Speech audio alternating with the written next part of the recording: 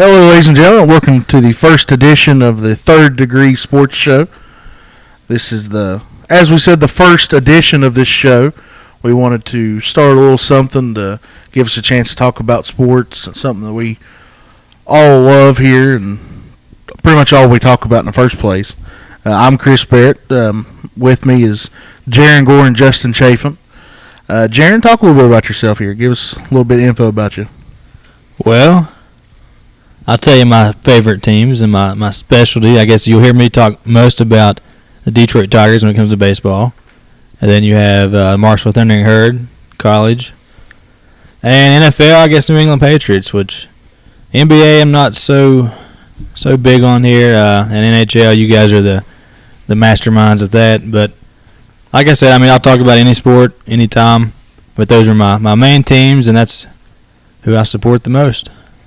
All right, Justin, what about you? Well, my favorite teams. I'm a Cincinnati boy. I like the Reds and the Bengals both. I enjoy the Pittsburgh Penguins, watching them hockey. I can talk a little bit about golf and boxing, and anything else, rugby, even soccer. I can talk about it all. So we'll see how it goes here. And my favorite teams, of course, I'm a big West Virginia fan. I like the Atlanta Braves, Dallas Cowboys, so hold your Romo jokes. And Chicago Blackhawks, defending Stanley Cup champions. But that's a little bit about us. I'm going to turn it over to Justin Chafin here. He's going to tell you a little bit about how he come up with the name for this show. It's actually a pretty interesting story, a little bit about how he come up with it. So Justin, tell the viewers a little bit how you come up with the name for the show.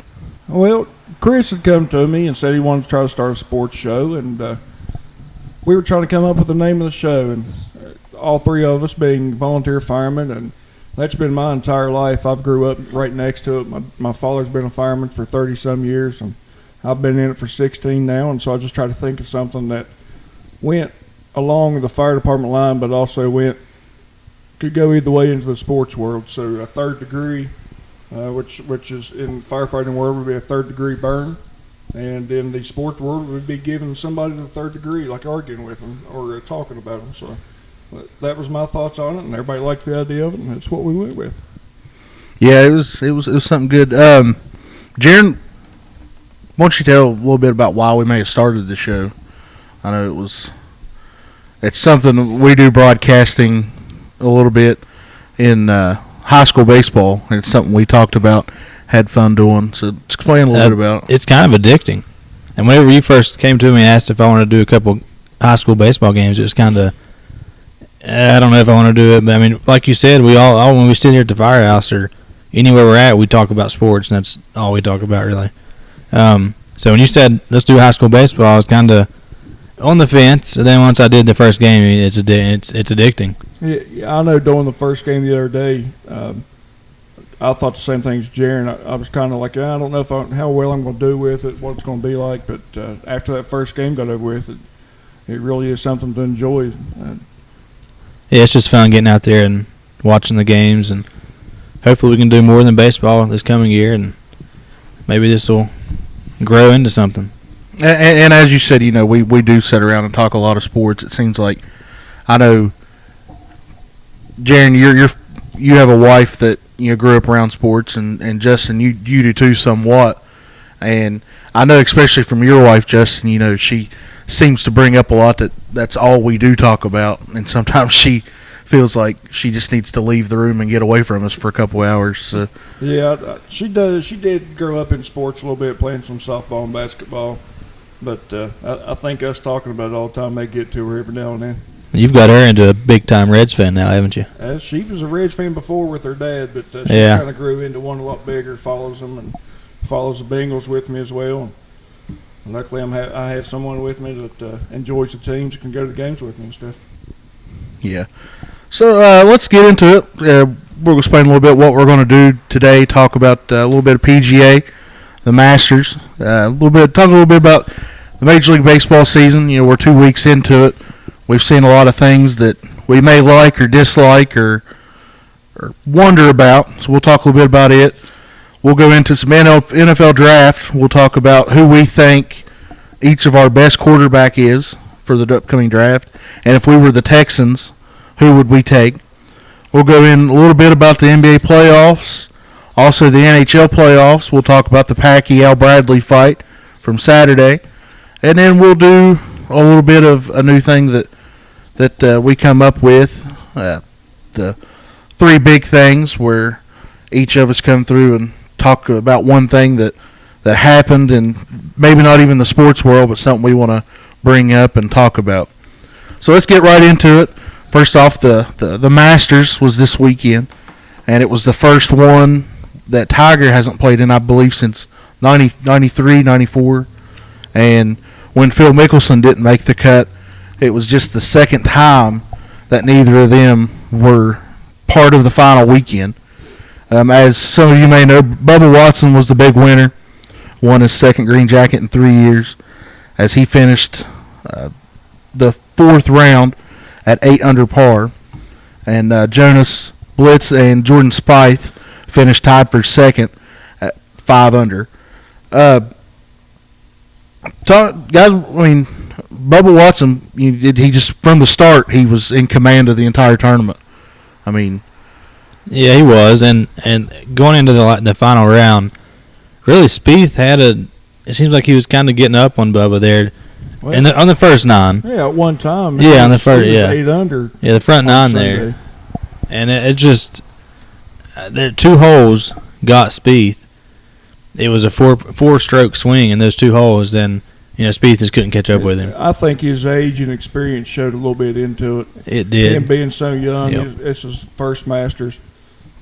You could really tell that I think the pressure got to him a little bit, and Bubba Watson stayed in there just like he always does, calm, cool, and collected. And he hit great drives, hit his irons real well. Very seldom did he have 2 putts on the greens. Bubba Watson played an excellent. Yeah, I think they said it had 1 2-putt the final round, Yeah, which is so. If you 1-putt, you're going to win a lot of golf matches. And Augusta is set up exactly for a player like Bubba Watson. A guy can come up and hit the ball a long way, and it showed. I think it was me and you were talking about it, Jaron, earlier on. I believe it was like 13 or 14 when he got in the rough, and he went for it all and tried to get over the water.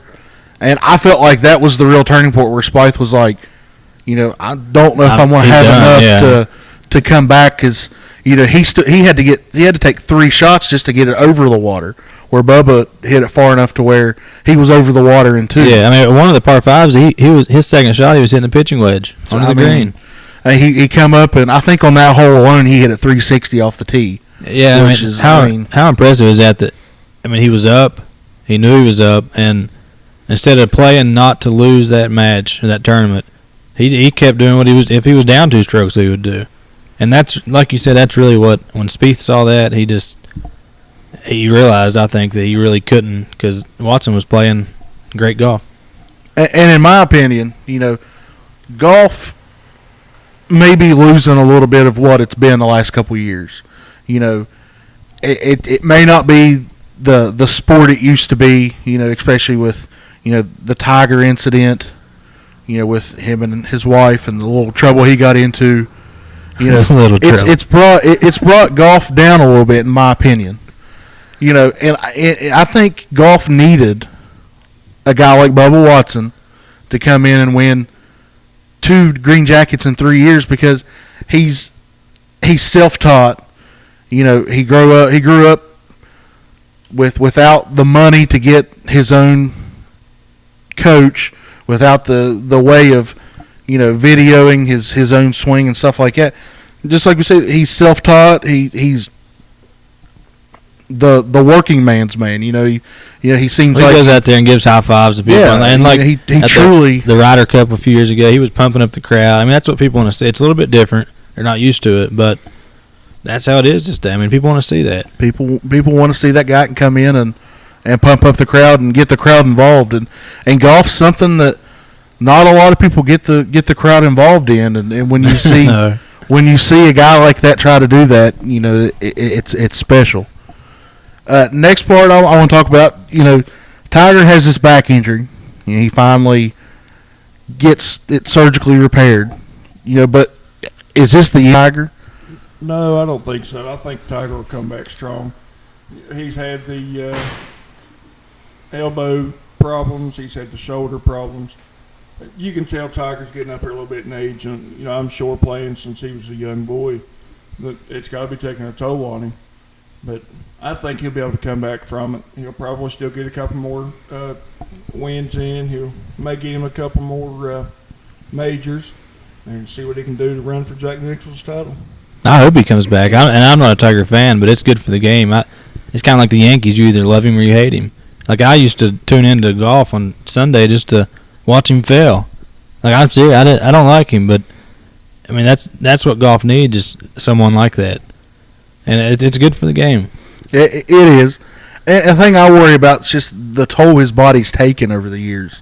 He had the ACL tear, then he tore his Achilles. He's had the back injury, a little shoulder injury. Multiple girlfriends. I mean, it's tough. It all ties in together somehow. It's tough. And he wrecks his SUV when his wife's chasing him. Maybe that's the stand of his back end. We're not real sure. That 9-iron in the back when he's trying to clear out the back window. Is it karma that she used a 9-iron to get him out after she wrecked him? Hey, I don't know. She didn't wreck him. He wrecked himself. But, I agree with you, Jaron. Golf kind of needs at least somebody to step up and be that hero/villain. Well, yeah, he's so good. Some people, either, like you said, they love him or hate him, and he's that good. I got to the point where he was winning so much, I didn't want to see him win anymore, and that's kind of how I feel about him. Which he's a great golfer. He's one of the best. But yeah, that's what they need. Okay, we're going to move into does anybody else have anything to say about the Masters, going forward here? I know we spent a little bit of time on it. Don't hesitate to jump in and say what you want to. You think Bubba will win the Greenbrier Classic this year? Too much pressure on him to see as a pro. He's the new golf pro. I know. I think he's got a chance. There'll be a lot of pressure and a lot of eyes watching him. He spent a lot of time on that course over he's going to have a lot of practice the break. On it. So you'd think he'd have a pretty good shot at taking it. Something I wanted to talk to you guys about too. Have you seen where they've added tees on the old white course? It's known as the Bubba tees, and if you can break 90 on that course, you go in for a raffle to where you could possibly play a round of golf with Bubba Watson. I thought that was pretty cool. I haven't seen that. It's pretty cool though, but what I don't have the money to even play. I don't think my golf game will allow me to break 110, much less a 90. I'll take my wife up there and see if she can do it. So, but we're gonna move into Major League Baseball news now. I don't think anybody really seen the Brewers doing what they're doing. Last night they beat the Pittsburgh Pirates 4-1 to push them to 10-2 overall and a 9-straight win streak, 9-game win streak. This is Milwaukee's best start since going 13-0 back in 1987. What I want to ask you guys: Are they the real deal, or is this just something that can, trickle off and fade off as the season goes on? Their pitchers stay healthy. It's the real deal. I like the rotation. The rotation, they've mixed in a lot of experienced guys with two guys that don't have a lot of major league experience. You got Giovanni Gallardo, Kyle Walsh, and Matt Garza, and Marco Estrada and Willie Peralta. The last two guys there, Peralta and Estrada, they've had their time in Major League Baseball, but maybe didn't perform. And this is their chance, maybe their last chance. And I think the key for them is just for Gallardo to find some consistency. He's the last couple of years, he's definitely not been the pitcher that he was a couple years when he was dominant. And if the two things for them is probably Gallardo finding some consistency and keeping Aramis Ramirez healthy. That's a big part of their offense. Justin, what do you think? You got a guy like Ryan Braun coming in. He's going to hit the ball really well. He's going to hit a high average. He's going to hit a lot of home runs. He's going to have a lot of RBIs. That's the mainstream of their offense right there is in Ryan Braun. And I think, like Jaron said, it goes back to the rotation with Kyle Loesch and Matt Garza. Those guys got a little bit of age on them, a lot of experience between the two. And if Matt Garza can pitch anything like he did with the Cubs a few years back, the Brewers could be. That's a tough division, though. I mean, you look who they're playing with. I don't know. It's going to be tough for them. The Cardinals are always a good team. The Pirates have improved a lot in the past couple of years, and they've got a really good shot to take home the Central title this year. And the Reds are solid. I mean, they don't. The Reds are solid. They're starting off a little bit low right now, but the only. But you're going to talk about the Reds here coming up. Yeah, so the only downfall you got in that Central is the Cubs, and we all know what the Cubs are like. And I don't think the Cubs are that far from being that team. They're doing the right thing. You know, whenever they brought in Theo Epstein, he said he was wanting to build that club up with what they had in the farm system. You know, Mike Holt don't look bad. The Cubs are terrible. I honestly think they're a year or two away from being competitive. I don't know about a year or two. You may want to add a couple more to it. If they can re-sign Jeff Samardzija, I think that give him another year, give Bonifacio, Mike Holt, some guys like that another year. Starlin Castro, he'll get traded away.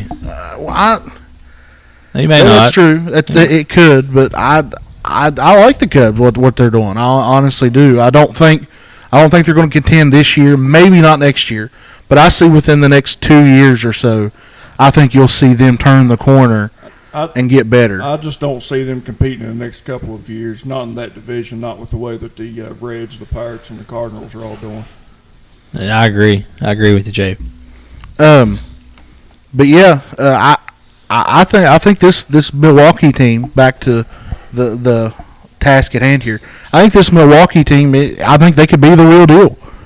You know, I don't think they've got Carlos Gomez, who is quietly one of the top 15 players in all of Major League Baseball in center field. You've got a young shortstop.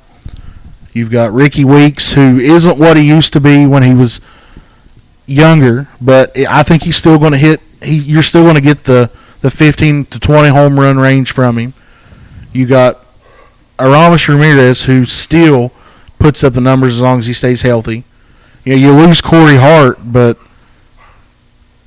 Jonathan Lucroy comes in, and he's a catcher that probably the best hitting catcher in all of baseball, behind maybe Buster Posey and Yadier Molina, in my opinion. He hits for a pretty good average, and I think this team could be the real deal. Now, do I think that they could go all the way to the World Series? I don't know that they have the pitching staff to maybe do that, and the bullpen to do that. But at the same time, they could be the surprise team to make a really good run. They may be. They may end up taking the Central this year. You never know. It's still early to tell, and we'll see how it progresses along. Yeah. So on from hot starts to not so hot starts here through the first 2 weeks of the season. The defending World Series champions Boston Red Sox, they're 5-8. But probably the most worrisome news is the fact that Dustin Pedroia was sent back to Boston over the weekend with a sore left wrist that he hurt back in the Brewers series whenever Carlos Gomez was trying to break up the double play and Pedroia landed on it. But, you know, besides him getting hurt, you also have Will Meadowbrooks and Shane Victorino, which are both on the shelf. You know, they both took, the last two, Victorino and Middlebrooks, took batting practice over the weekend. But a couple of injuries and a slow start, you know, I know it's early in the season, but is that signs to maybe start worrying about the defending champions here? This early in the year, you can't really, I guess, worry about it. I think they'll be all right. I mean, look at last year's team that they picked last preseason, and nobody really thought they were going to do anything. And I mean, World Series champ. So the injuries, they hurt them now, but I think they'll be all right because I think they're about to get Middlebrooks and Victorino back. So yeah, I agree. They probably will be okay. It is real early in the season.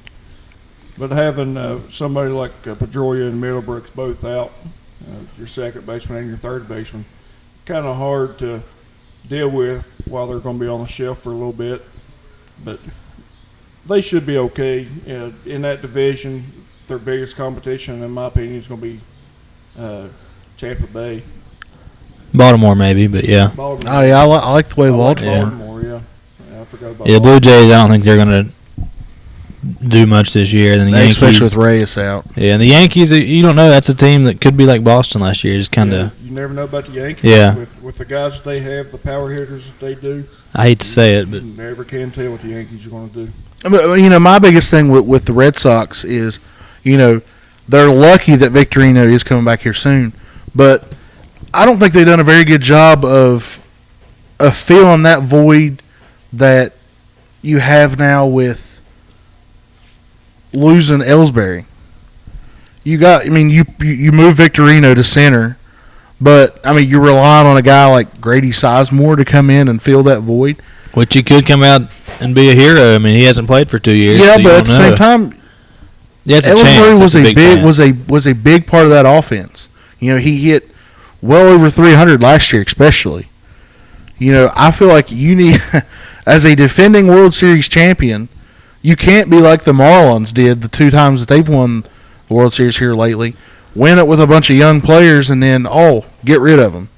You completely start rebuilding again. And take a chance on the guy that hadn't played for a couple years. And I feel like you, as much as that team means to that city and what that city's went through, you've got to do something to bring that make that fan base happy. You know, I know it's still a business and you got to make business decisions, but at the same time, you've got to think.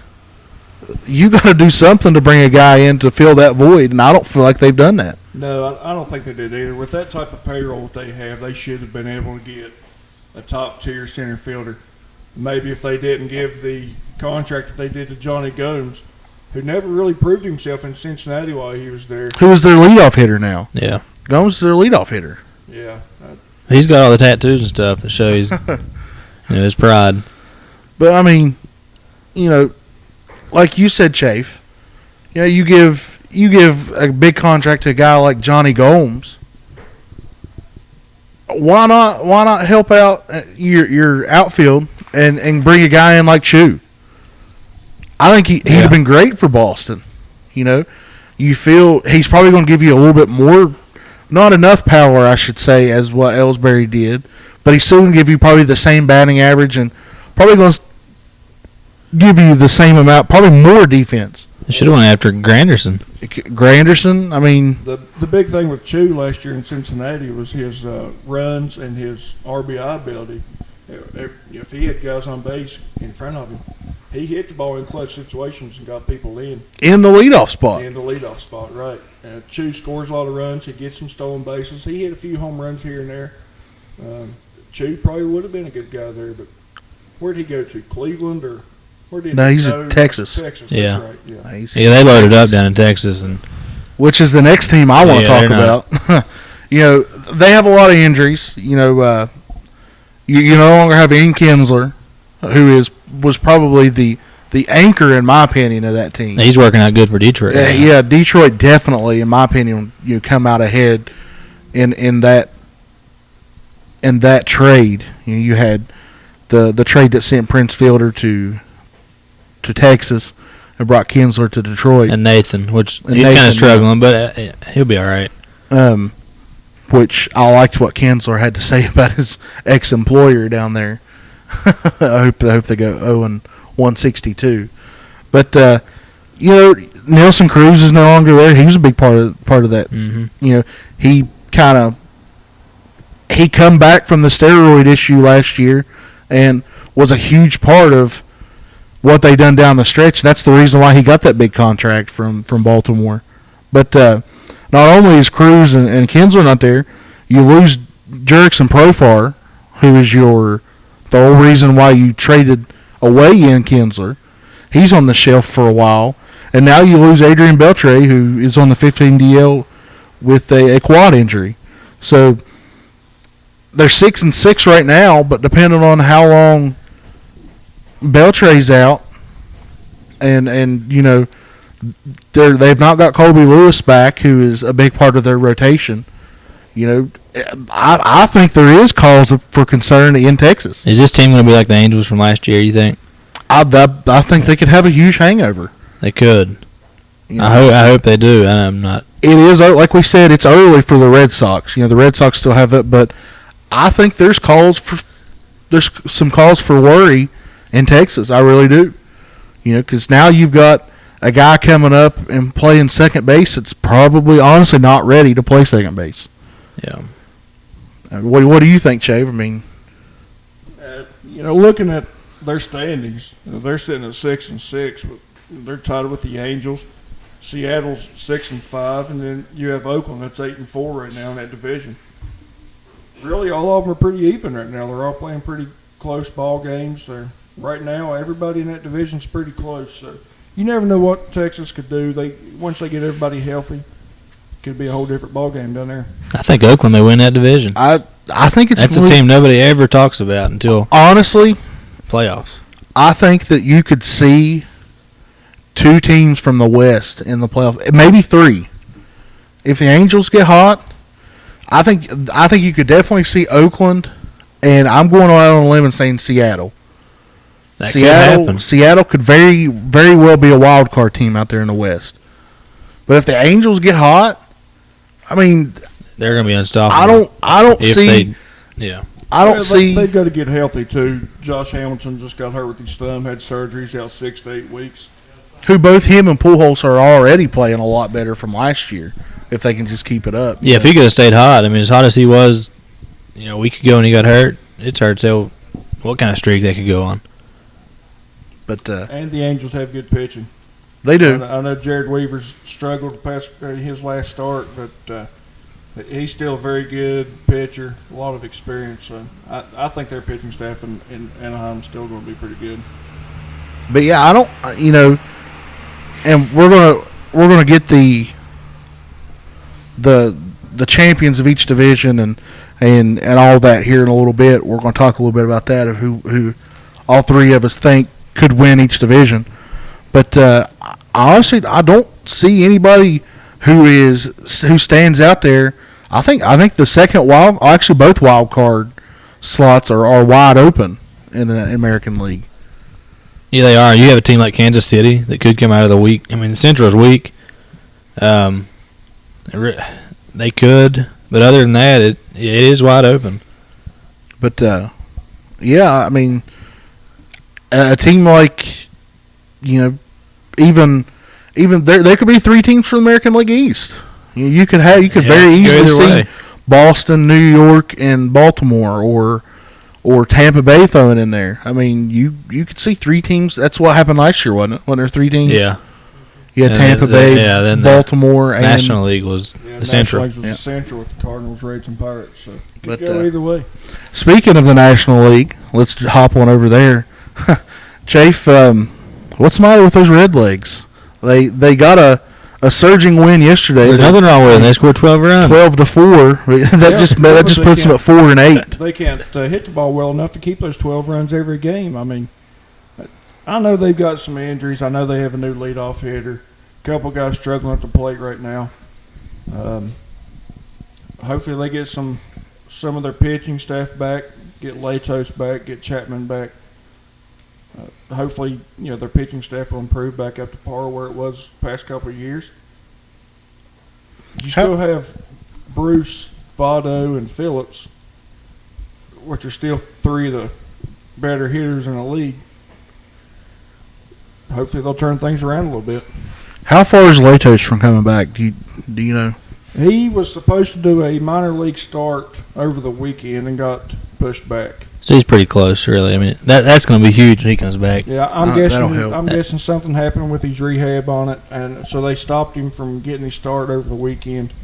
And it should be sometime this week where he gets a start. And our oldest Chapman, after that blow to the face he took, he's already coming back and throwing bullpen sessions. So it may not be too much longer before we see the hard thrower back in there. My thing is, I think they're putting an awful lot of pressure on Billy Hamilton.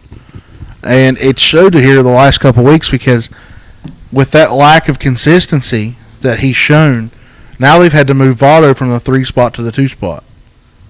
You know, you're having the guy that you expect to clean up for you, you're moving him up to the 2 spot, and now you're relying even more on guys like Jay Bruce, who's come out of it and been a really fantastic hitter the last couple of years, but now you have a declining Brandon Phillips hitting in a more prominent spot that he maybe shouldn't be hitting in. And his average is showing it right now. I think he's less than 200 right now on his average. Jay Bruce hit, 32 home runs last year? So, I mean, maybe he's the one that the Reds start counting on in big situations now. I know I've heard a lot of people talk about Joey Votto and how they didn't think that he should be in the 3 spot because he's more of a average hitter. He gets on base. He's hitting a lot of drives to different parts of the field, and that's where you need him in the 2 spot. Maybe that's what Price was thinking to try him out there. Is it just me, or is Mesoraco having a good? Seems like he's stepping up a little bit. Yeah, but just what I've seen, it seems he kind of had to. Yeah, and they expected him to. Whenever they drafted him a few years ago, they knew that he would step into that spot. But with them not picking back up Jason LaRue, he kind of had to. Yeah, I think he can be a big asset to that team. Well, not only that, you're going to have those kind of guys like Ryan Ludwig and Zach Kozar. They're going to have to start stepping up.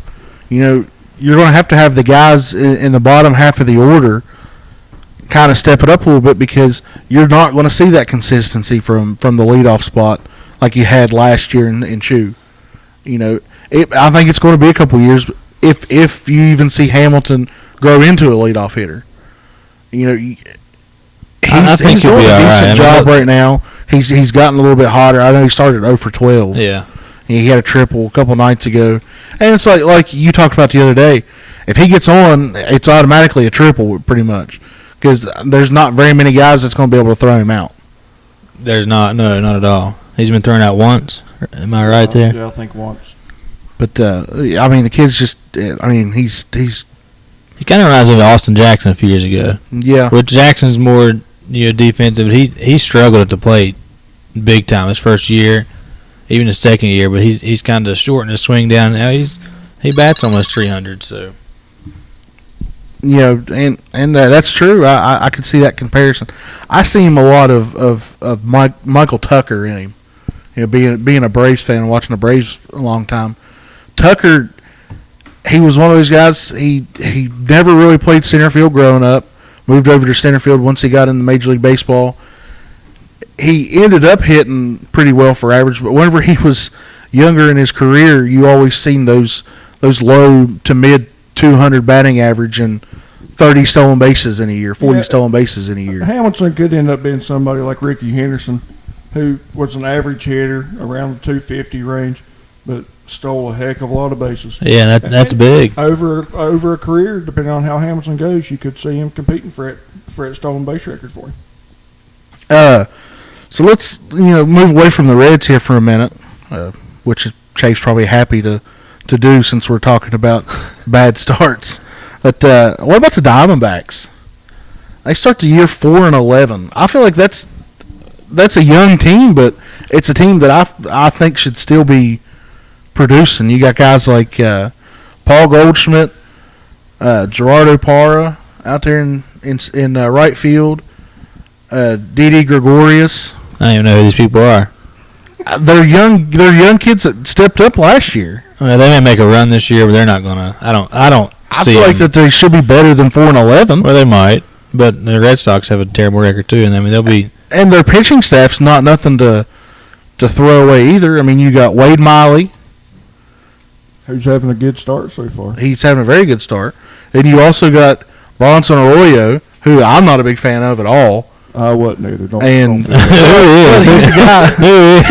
I will give him credit to. He's a guy that comes in and eats up innings. He loves to drink and drive. Yeah, loves it. Yeah, who doesn't? Who doesn't have a beer and go home and I never drive? That was the best. That was the best comment ever. But yeah, I mean Patrick Corbin, who was up for to be the starter last year for the NL and the All-Star game. Ended up being Harvey in his own park, but it's a good staff. Randall Delgado, who showed some signs of what he could be late in the year last year. I still think they're just like the Cubs. I think they're a year or two away. Okay. I could see that. Chafe, anything you want to say about the? Yeah, I'm just glad that you're here to know all those players. That's what I'm thinking. Being out here on the East Coast, we don't hear much about the Arizona Diamondbacks. I don't know who Tommy Galapio is or whoever. The only one I've heard of is Goldschmidt. Yeah, it's Miguel Montero. I mean, they've got some talent down there. I'm telling you. Martin Prado. I'm glad you keep up with that. You do a good job of that. That's why he's the host. That's exactly right. All right. I know it's early. It's just 2 weeks into the season. I feel like this is a good time to let's hear our picks. Let's hear. We need to write these down too. Let's start with Jaron. I'm writing these down as we speak. Because this is going to be fun. Let's start with Jaron.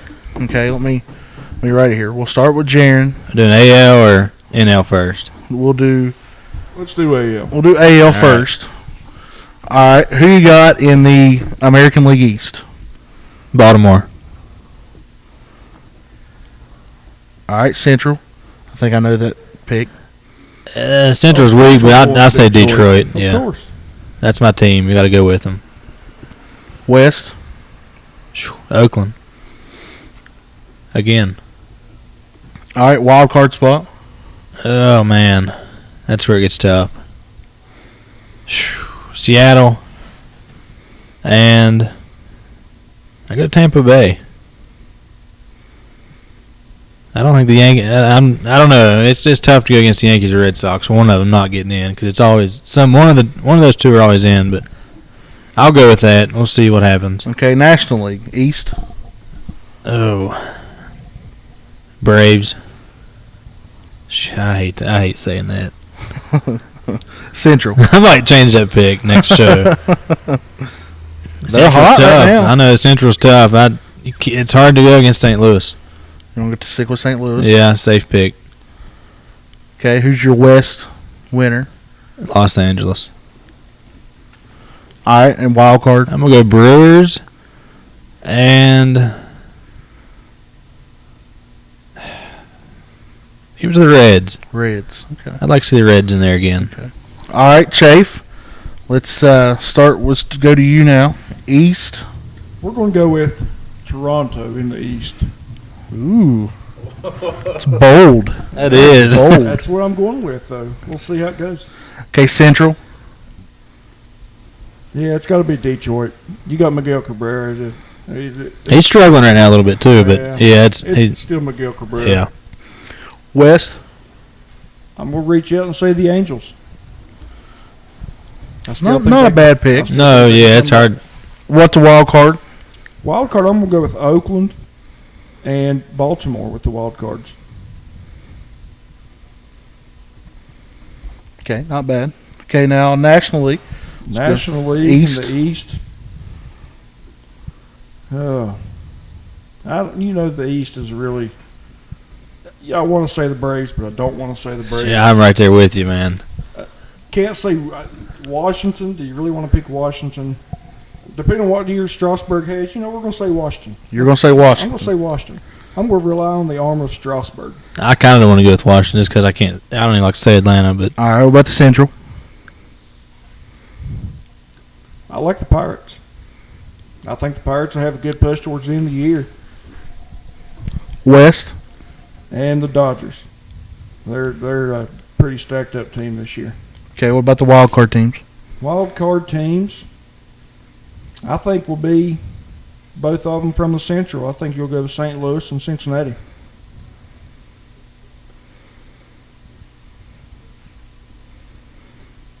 All right. Now let's see your Arizona and Cubs on there somewhere. Yeah. I said they're still. All right, Chris. Let's see. The AL East. Who you got? AL East. I'm gonna say Boston. I'm gonna say they come back, and they end up winning the division. All right. Central. I'm like you guys. I think Detroit's in a very, very, very down Central. I like Detroit. In the West, I want to say Seattle. I really do, but I think Oakland's just too tough. And in the wild card slots, I like Seattle and Cleveland.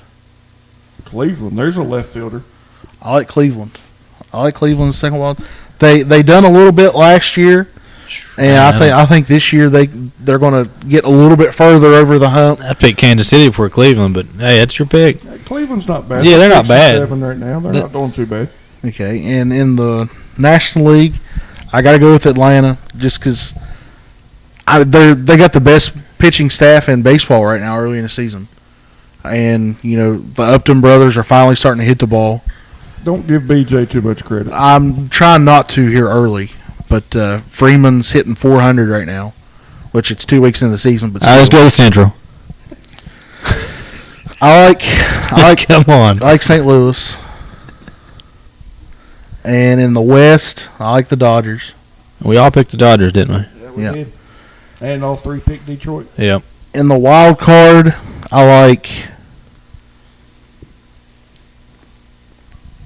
I think I'm gonna have to go with the Pirates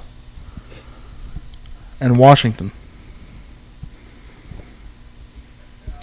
It's been interesting to see how this pans out. All right. Right now, who's your 2 World Series teams and who wins it? And how many games do you think they win it? Detroit and Los Angeles. Los Angeles will win in 6 games. I hate going against my team, but Chafe? I think I'm right there with Jaron. I think it may be the Dodgers coming out of the NL. And,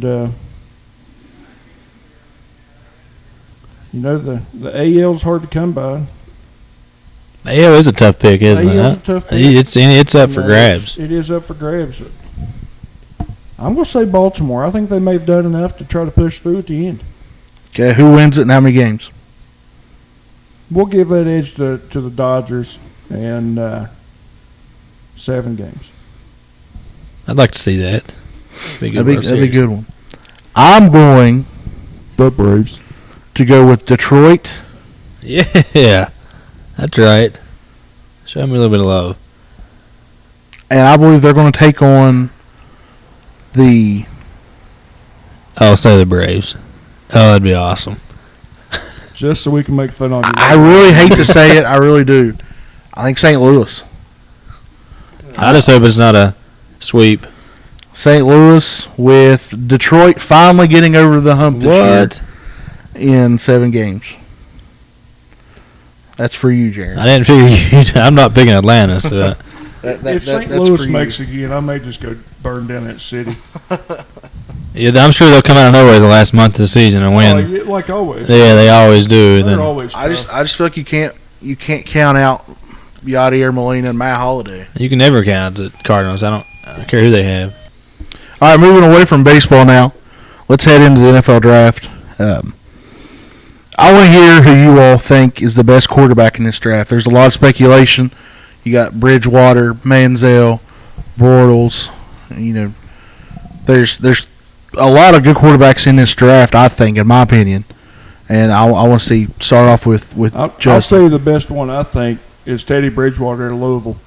I think he's the most accurate. He's got a terrific arm. He can scramble. I think he's going to be the best all-around quarterback in the league. Manziel, everybody's high on him, but I just don't see him being a quarterback. Bridgewater. I don't really know if I agree with Bridgewater just because you never know though. He could be. He could be. I think Bridgewater would be a good NFL quarterback. I think he's at his ceiling already. In my opinion, Bridgewater is. I don't think he's going to get much better. In my opinion, but Jaron, who do you think? I'll pick Bortles. He's just a big. He's got a strong arm. He's elusive. Is he the one out of Central Florida? Yeah, I hate Central Florida. Bortles. I think he's probably got the most unpolished talent. It depends on where he goes. He can be really good. You may see Dallas trading up to take somebody like that? Try to form him into a quarterback. Could, yeah. Dallas needs a quarterback, but I think they're definitely not going to take him in the first 2 rounds. Well, you may not have to. Yeah, there'll be quarterbacks later in the round. I think they wouldn't be able to pay the salary of the first 2. Well, they're looking at, honestly, Dallas is looking at somebody like Aaron Murray's, Zach Mettenberger, and the Garoppolo kid, which I think Garoppolo kid's probably out of Dallas's range now, though, because of the fantastic pro day he had. Yeah. But the best quarterback, in my opinion, is somebody that don't get talked about a lot. I think he has the highest ceiling. That's Derek Carr. I think give him 2 or 3 years to sit behind somebody, and I think you will see a lot of Aaron Rodgers out of Derek Carr. The good thing about Derek Carr is he's not going to be like his brother and thrown into the mix in a crappy Texans team. This is true. Yeah, and I mean, now they got Case Keenum trying to run things. It's not going to be any better. So we've heard that now. I'm glad you really brought that up. The Texans. All right, if you're Rick Smith, Texans GM, what do you do with the first pick? Who do you take, Justin? In my opinion, you got to shore up the defense. You lost J.J. Watt. I think Clowney is your safest pick at that number 1. If you take a quarterback too early, they're expected to come in and play. Case Keenum done good in college. He's shown a couple of highlight things in his NFL career. Why not see what he can do? He played for 8 years. I'd do good if I played 8 years. All right, Jaron, what do you think? Clowney, like you said, I agree with Chave. I mean, you got to go with the defense there, and I just think he's that much better than everybody else when it comes to. I think it could have been different if the Texans hadn't got rid of J.J. Watt. I think if they kept J.J. Watt around. J.J. Watt's still there. You're thinking of Mario Williams. I thought Watt left. That's what when you were saying that, I was like, man, that makes it different here because I thought, yeah. But I still think you take Clowney. Clowney and Watt coming off of can you imagine those two coming at the speed and power that you have coming from both of those? I think is just, and even if they decide not to go with Clowney, I still think a guy like Khalil Mack out of Buffalo, I think he's the best player in the draft. But there's a lot of question marks just because of where he played to some people. When you look at that, though, look at the players that came out of the MAC in the last 12 years. Exactly. But in my mind, you shore up your defense, just like you guys said, but because of your quarterback situation already. Case Keenum, it's one of those things, you can bring in a 3rd or 4th rounder or get somebody in the 2nd round and bring him in, and if he doesn't play well, that's expected. If you get a guy with the first pick and he doesn't play well, it's we wasted a pick. Yeah, let's get rid of him. Yeah, and just like we were talking about the other day, I feel sorry for the Texans fans. I really do, because they are resting everything on the team's shoulders of we need a quarterback. Well, it's in the best interest of your team to not take a quarterback in this. Well, you could still get a quarterback. I'm talking about in the number 1 pick. Yeah. In my opinion, you either take Clowney or you trade back. I think their fans will be happy with Clowney because they know the next pick they could get a quarterback, good quarterback. I think it's going to take a little bit for them to be happy with the Clowney pick, but in the long run, I think you're a lot happier with Clowney than you are a Johnny Manziel. You think somebody like McCarron will be good? Nobody's really talking about him. I want to see how he's a winner. There's 2 guys in this draft that I really want to see. 3 guys, actually. I want to see McCarron, because I think he is another guy that could go and sit for a couple of years and then produce. He's smart and he's a proven winner. And I want to see how Aaron Murray comes back from his ACL tear, because before that, he's the number 1 pick in this draft. Yeah, definitely so. He is the number 1 quarterback taken, no questions asked. And the 3rd guy is a guy that you mentioned today, is Connor Shaw. Yeah. He's a guy that he's the most winningest player at South Carolina and one of the most winningest players in all of college football history. Started all 4 years, had some injury issues, But still, whenever he played at a high level. You could expect a high level from him every time he stepped on the field. But but there's that. Let's go to the NBA playoffs here. A lot of talk has been about the Indiana Pacers. The first couple months of the season, they were the class of the league. They were beating everybody pretty easily. They done that interview with ESPN where they interviewed as a team instead of as one person, and I thought that went really well for chemistry. But lately they have fallen apart. They barely look like a playoff team as it is. When you go and get beat by 30 by the Atlanta Hawks, there's some calls for some. Bad. I mean, they're not, but they're definitely not what they've been the last couple of years. Yeah. But the real question I want to ask you guys, and this is something whenever I come up with this little section, this is a question I really want to ask you guys. Does the NBA need someone else besides the Heat to win this year? This is the third consecutive year they've been in. They've won 2 in a row. Is the NBA starting to get to, it's all about the Heat, it's all about the Heat, it's all about the Heat? Well, this Heat team is kind of like the 90s Chicago Bulls teams. The Bulls 91, 92, 93. And then they come back and win it again, a three-peat in 96, 97, 98. So not necessarily. I think the Heat, if the Heat win it, I think a lot of people, they're on the LeBron James bandwagon. I agree, but I just think the NBA truly needs somebody else to step up and knock off the Heat. Just for the simple fact is that I think you're starting to see too much ado about the Heat. Well, now they're the team that everybody either loves or hates. I mean, they're the Yankees. They are. That's you walk down the street, anywhere you go, and you see somebody. It seems like you see some Heat guy hat in Danville, West Virginia, wearing a Heat shirt and say, "I've been a fan all my life." Yeah, that's bullcrap. Yeah, ain't nobody been a fan of the Heat. I didn't even know the Heat had a program until which they won. They won a championship. They won years ago. It was. But we still didn't know about it. 06, wasn't it? Whatever with Shaq and Shaq and Dwayne Wade's first one. But I think somebody and a team like San Antonio would be a great team to win it this year. I mean, they're doing it with a lot of old guys.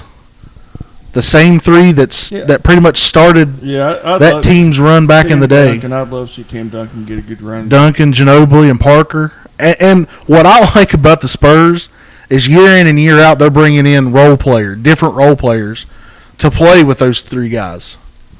And that's something that in my opinion, is big. And unfortunately, though, I don't think anybody's got enough to knock off the Heat this year. You may see the Thunder, Kevin Durant and Westbrook. They may be the closest team to compete against the Heat, I think. And my favorite team now, or my favorite player to watch, I should say, is Steph Curry. I love watching Steph Curry. Steph Curry and that Warrior team. And Golden State without Steph Curry would be nothing. Him and Andre Iguodala. Andre Iguodala's went out there and has completely turned his career around, in my opinion.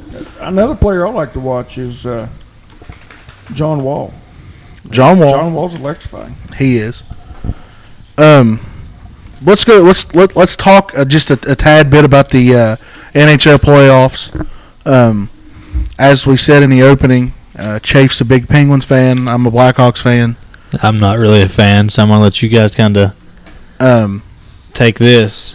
Chafe, quickly. I want to hear, who do you have going into the Stanley Cup championship, and who wins it? Boston's a good team, but I'm still sticking with the Penguins. I think the Penguins will have enough. They're getting some guys healthy. They're getting everybody back. So I think the Penguins could use a good push in the playoffs. And as much as I'd like to see the Blackhawks, so that means you could have it out, during these playoffs. I still think it may either be Anaheim or the Sharks, and I'm leaning more towards the Ducks. The Ducks got a really good team this year. Okay, just to let you know, who's winning it all? Do you think? If it's Pittsburgh and Anaheim, I would say Anaheim would win it in 7 games. I would like to see Pittsburgh do it. Anaheim's a really tough team to beat. Okay, so Anaheim in 7 games over the Penguins. I think so, yeah. Okay. Just to hurry up and write it down for you real quick. The first round, Eastern Conference, you got the Detroit Red Wings and the Boston Bruins, the Columbus Blue Jackets and the Pittsburgh Penguins, the Philadelphia Flyers and the New York Rangers, and then you have Montreal Canadiens and the Tampa Bay Lightning. In the West, you got the Minnesota Wild, Colorado Avalanche, Dallas Stars versus the Anaheim Ducks, LA Kings and San Jose Sharks, and the Blackhawks will face off against the St. Louis Blues. And I have to go with what Barry Melrose said last night on SportsCenter. I think it's going to be a repeat, Chicago and Boston, and Chicago takes it in 7 games. I'm not just saying that because I'm a Blackhawks fan. Something to me, a healthy and rested Jonathan Toews and Patrick Kane. It's hard to bet against them. Chicago's hard to beat. They've got a lot of stars in Chicago. I like Pittsburgh. I'm afraid to put them in the finals just because of the way that Marc-Andre Fleury sometimes likes to lock up in the playoffs. So they get Tomas Vokun's coming back also. They called him back up. So, but, and that's probably definitely a good thing. And I'm gonna call it right now. I think Sidney Crosby will have the most points in the playoffs. I know it's a bold prediction. Saying he's a Canadian. It's a bold prediction. Like but a player to watch in this year's playoffs, honestly, a team to watch, I should say, is Tampa Bay. Tampa Bay Lightning. Steven Stamkos. He had that leg injury, broke his leg. He's come back and has scored 10 goals in the last 17 games, and is probably the best pure goal scorer in all of hockey. He definitely has the best one-timer in all of hockey. But I think Tampa Bay could be a team to really watch. Before we go, we're going to do 3 big things. That's where we go around the table. We can talk about one thing, whether it be sports, life, entertainment, whatever we want to talk about. You can come on, you can talk about it, short sentence. So let's start off with Jaron. All right. My big thing, I guess, will be within a week, Mike D'Antoni will be the head basketball coach at Marshall University. I agree with that. I think it would be huge for the program. I've heard some big things about D'Antoni coming in Huntington, coming back home to West Virginia. I mean, just the name. I mean, having the D'Antoni brothers as your head coach and assistant coach. And how much would that do for recruiting?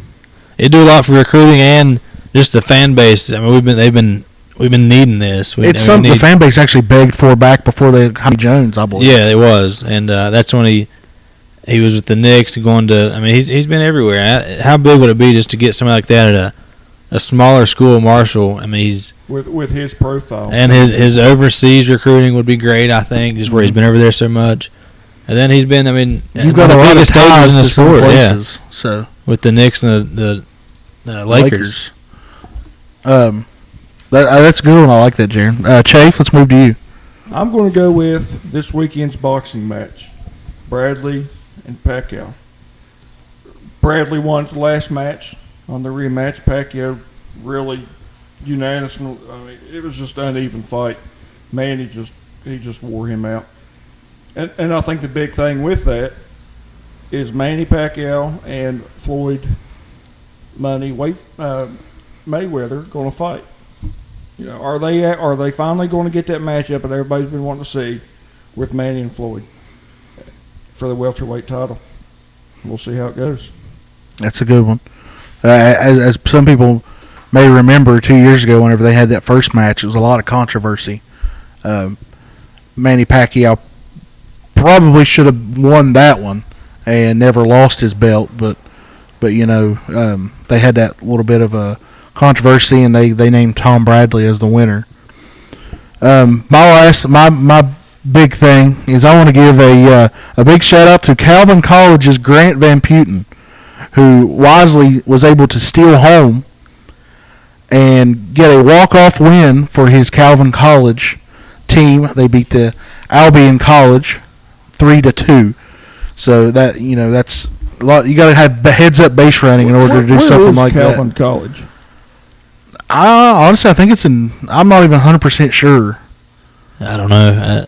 But it's something I seen on MLB Fan Cave while I was looking on Facebook. That's a pretty neat way to end the game. It's something that's you gutsy move. Bases loaded, nobody out in the final inning, and you still home to walk off. That's impressive. But that'll end it here. Our first segment of Third Degree Sports Show. It's been fun. This has been the first time we've done this, so it's definitely been fun. It was fun to sit here and talk with you guys for an hour. It doesn't seem like it's been that long. No, it doesn't seem. When you start talking, it just seems like it just kind of flows. Yeah. But we've been here for an hour.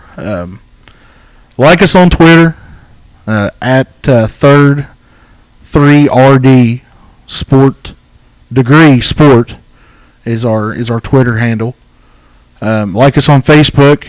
It's Third Degree Sports Show, the 3RD Degree Sports Show. You can find us on iTunes, on podcasts. We'll also be on YouTube. So, but go on Twitter, on Facebook. Let us know what you think of the show. Leave some comments. If you like it, tell us you like it. If there's something you don't like, let us know about it. If there's something you want to hear us talk about, let us know. So, Jaron, anything else? No, I think that's about it. It's a good show. Good first show. It's fun doing this. I appreciate it. I'm glad we got this opportunity, and hopefully we do it again real soon. It's just going to be a weekly? This will be a weekly thing. I think I'm going to try to put it up on iTunes and YouTube on Monday. And I think we'll try to – Saturday's probably a good day to film it, to record it, and then put it up on Monday. So be looking for us on, between Monday and Tuesday-ish. Try to be up on Mondays, like I said. But just like they said, it's been fun, and let us know what you think. This is Chris Barrett, Jaron Wheeler, and Justin Chafin with the Third Degree Sports Show. Thanks for listening.